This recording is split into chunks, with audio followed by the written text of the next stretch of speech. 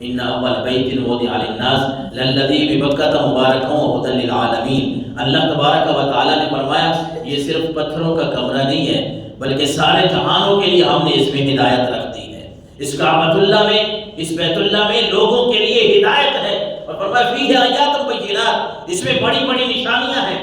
روشن نشانیاں ہیں۔ وہ صرف صفا مروہ نہیں ہے، وہ صرف آپ کو یہ نہ نظر آئے کہ یہ پہاڑیاں ہیں یہاں ہم نے دوڑنا ہے، یہ مقام ابراہیم ہے، یہ حتیم ہے، یہ فلاں جگہ ہے، نہیں، فرمایا فی آیات بینات مقام ابراہیم،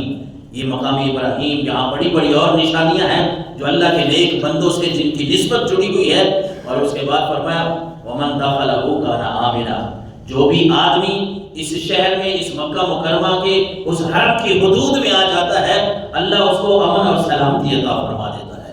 وہ امن میں آ جاتا ہے، وہ سلامتی میں آ جاتا ہے۔ ومن دخلہ کان آمنا فللہ علی الناس حج البیت من استطاع الیہ سبیلا۔ اور پھر اللہ تبارک و تعالیٰ نے فرمایا کہ اللہ تبارک و تعالیٰ نے ان لوگوں کے لیے رب نے حج فرض کر دیا ہے جو اس حج کرنے کی طاقت رکھتے ہیں، جن کے پاس اتنا پیسہ ہے۔ حضور نے فرمایا کہ جب حج فرض ہو جائے نا تو پھر اس کو جلدی ادا کیا کرو۔ پھر آپ نے مثال دی، آپ نے فرمایا، حدیث رسول کا خلاصہ ہے، آپ نے فرمایا اگر تم دیر کرو گے نا تو پھر یہ بھی ہو سکتا ہے کہ تم بیمار ہو جاؤ، تم کسی کام میں مصروف ہو جاؤ اور تمہارا یہ فریضہ رہ جائے۔ اس لیے اللہ کے نبی صلی اللہ علیہ وسلم نے فرمایا جب تمہیں اللہ نے مال و دولت سے نوازا ہے اور تمہارے پاس اتنا پیسہ ہے کہ تمہارے اوپر حج فرض ہے، جتنے سرکار نے، حکومت نے پیسے رکھے ہیں، تم سمجھتے ہو کہ یہ پیسے دے کر ہم جا سکتے ہیں، میرے گھر کا ماحول بھی چل سکتا ہے، میرے اوپر قرض بھی نہیں ہے، میں ٹھیک ٹھاک ہوں، تو پھر حج فرض ہے، پھر اللہ کے گھر کی طرف جاؤ۔ اور اللہ کے نبی صلی اللہ علیہ وسلم کے پاس ایک آدمی آیا، حضرت حسن بن علی رضی اللہ تعالیٰ عنہ فرماتے ہیں ایک آدمی آیا، اس نے آ کے عرض کی کہ انی جبان ہوں و انی ضعیف ہوں، اللہ کے نبی کم ہمت آدمی ہوں، ضعیف ہو گیا ہوں، کمزور ہو گیا ہوں، لیکن یہ بات ہے کہ مجھے نا جہاد کا بڑا شوق ہے۔ یعنی آدمی آ کے عرض کیا کر رہا ہے کہ اللہ کے نبی میں اب ہو گیا ہوں جوان، کم ہمت ہو گیا ہوں، ضعیف ہو گیا ہوں، اب وہ طاقت نہیں رہی، جوانی نہیں رہی، لیکن میں جہاد کرنا چاہتا ہوں۔ تو اللہ کے نبی صلی اللہ علیہ وسلم نے فرمایا ہلم الی جہاد لا شوکۃ فیہ، تجھے ایک ایسا جہاد نہ بتاؤں جس میں تجھے اتنی سختی بھی نہیں اٹھانی پڑے گی، مشکل بھی نہیں اٹھانی پڑے گی، اور جہاد جتنا ثواب بھی مل جائے گا۔ اس نے عرض کی ہاں اللہ کے نبی بتائیں۔ تو آپ صلی اللہ علیہ وسلم نے فرمایا تو حج کر لے، اللہ تجھے حج کا ثواب بھی دے گا، جہاد کا ثواب بھی عطا فرمائے گا۔ اب حضرت ہریرہ رضی اللہ تعالیٰ عنہ فرماتے ہیں رسول اللہ صلی اللہ علیہ وسلم نے فرمایا جہاد الکبیر والصغیر والضعیف والمرأة الحج والعمرہ، نسائی شریف کی حدیث مبارک ہے 2627 نمبر پہ، کہ رسول اللہ صلی اللہ علیہ وسلم نے فرمایا جو بزرگ ہیں اور جو چھوٹے ہیں، جو ضعیف ہیں، کمزور ہیں، جو عورتیں ہیں، ان کا جہاد یہی ہے کہ یہ حج کر لیں اور عمرہ کر لیں، رب ان کو جہاد جتنا ثواب عطا فرمائے گا۔ حضرت جابر رضی اللہ تعالیٰ عنہ فرماتے ہیں الحج المبرور لیس لہ جزاء الا الجنہ، حج مبرور مقبول حج جو ہے اس کا ثواب اتنا، اس کی جزا وہ جنت ہی ہے،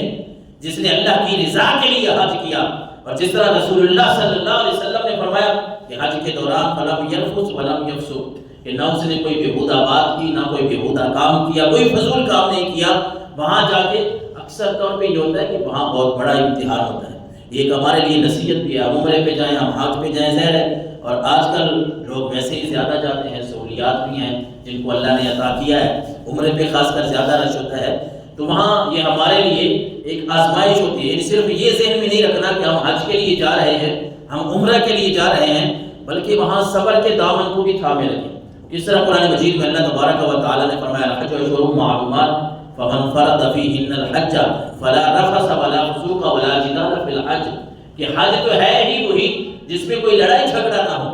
جس میں کوئی فضول بات نہ ہو۔ ہماری آزمائش یوں ہوتی ہے کہ بعض دفعہ بندہ یہاں سے جاتا ہے تو ایئرپورٹ پہ ہی کوئی مسئلہ ہو جاتا ہے، کوئی دیر سویر کا مسئلہ ہو گیا، کوئی ایئر لائن کی آگے پیچھے کے مسائل آ گئے، اور اس کے بعد وہاں جائیں تو ہوٹل کے مسائل آ جاتے ہیں۔ یہ بات ٹھیک ہے کہ ہم نے اپنی طرف سے بھرپور کوشش کرنی ہے کہ اچھے سے اچھی ہمیں جگہ ملے، اچھے سے اچھے ہوٹل ملے، اپنی طرف سے اہتمام کرنا ہے، لیکن اگر کوئی آزمائش آ بھی جاتی ہے تو پھر صبر کا دامن نہیں پکڑنا۔ وہاں جاتے ہی اگر بندے کی زبان سے فضول باتیں نکلے نا، وہاں جاتے ہی اگر بندے کی زبان پہ بےہودہ باتیں نکلے تو پھر کوئی فائدہ نہیں ہے، پھر انسان کو ثواب نہیں ملتا۔ قرآن مجید کا دوسرا سپارہ سورہ بقرہ ہے، اس کا 8واں رکوع ہے دوسرے پارے کا، اس میں بھی اللہ تبارک و تعالیٰ نے یہی فرمایا فَلَا رَفَثَ وَلَا فُسُوقَ وَلَا جِدَالَ فِي الْحَجِّ، کہ وہاں جائیں تو کوئی فضول کام نہ کریں، کوئی فضول بات نہ کریں، کوئی لڑائی جھگڑا نہ کریں۔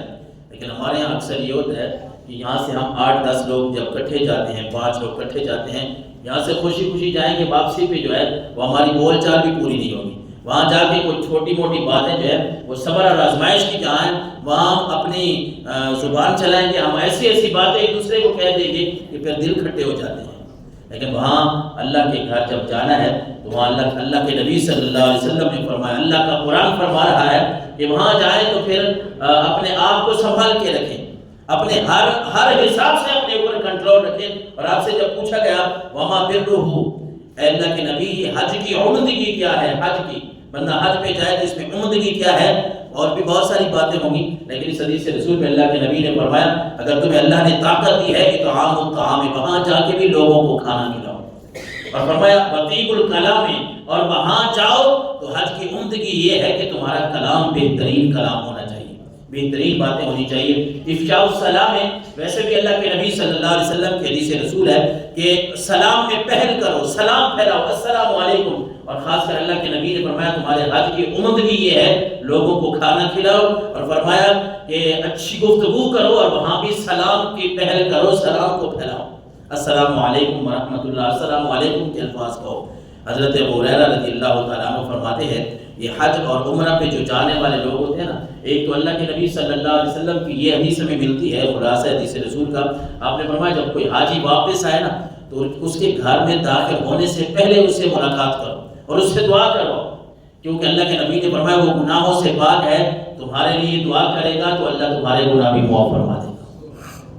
اور ہمارے ہاں یہ روٹین ہے، ہم کوشش کرتے ہیں جو جا رہا ہو جو آ رہا ہو اس سے ملاقات کرتے ہیں، اس کو دعاؤں کا کہتے ہیں، ایک اچھی بات ہے، اور جو جاتے ہیں وہ ہمارے لیے دعا کرتے ہیں، یہ بھی ایک اچھی بات ہے کہ بندہ وہاں جا کے بھی اپنوں کو یاد رکھے، ہر ایک کو یاد رکھے، جس نے کہا ہو، پوری امت مسلمہ کے لیے بندہ وہاں جا کے دعائیں کرتا ہے۔ اللہ کے نبی صلی اللہ علیہ وسلم نے فرمایا الحجاج والعمار وفد اللہ، یہ حج کرنے والے جو لوگ ہیں نا یہ ویسے نہیں ہیں، یہ حاجی اور یہ عمرہ کرنے والے یہ اللہ کا وفد ہیں، اللہ کی جماعت ہے، یہ اللہ کا گروہ ہیں۔ ان دعوہ اجابہم، اگر یہ رب سے دعا مانگیں اللہ ان کی دعا کو قبول فرماتا ہے، اور فرمایا وَإِنِ اسْتَغْفَرُوهُ غَفَرَ لَهُمْ، اگر یہ کسی کے لیے بخشش طلب کرتے ہیں اللہ ان کی وجہ سے، ان کی دعا کی برکت سے اللہ ان کی مغفرت فرما دیتا ہے۔ حضرت ابو